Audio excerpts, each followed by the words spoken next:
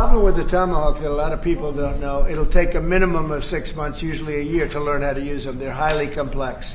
So the only way a Tomahawk is going to be shot is if we shot it, and we're not going to do that.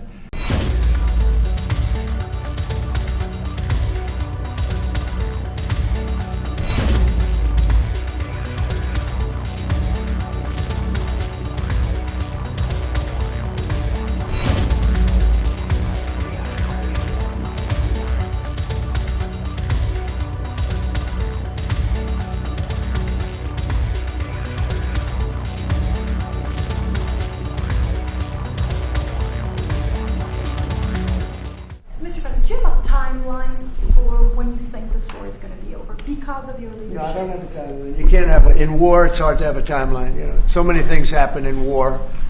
Go ahead. What about Tomahawk missiles? Putin is definitely Well, the problem with the Tomahawk that a lot of people don't know, it'll take a minimum of 6 months, usually a year, to learn how to use them. They're highly complex.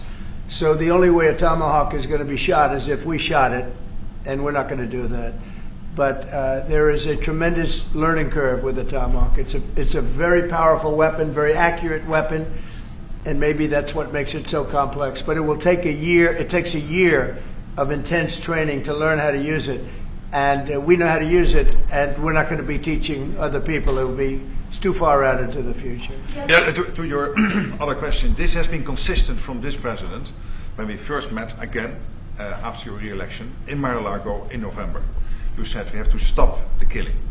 This is close to your heart, and this is your vision. That's why this war needs to end. When it comes to Tomahawks or whatever system, it's up to individual nations to decide whatever they want to supply to Ukraine. NATO doesn't take a position, but I can assure you this. When the president called me in July and said we want to again send weapons into Ukraine, paid for by our allies, the Canadians and the Europeans, that was an important moment, and that is now taking place, and the ambassador, myself, we're working hard at this.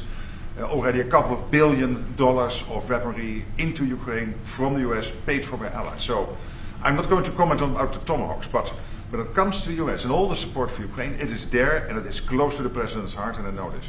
I will say this, and you know, Mark can say it better than anybody. The European nations and Canada have really pulled together, and it's beyond even that. I mean, it's really beyond that. I was with the Australians, the New Zealanders, Japan, they all. If you want to really add them up, we could really add them up. But NATO, basically, European and Canada, and a lot of other nations, they've really band together. They are not happy about what's happening with Russia and Ukraine. They're not happy at all. Neither am I.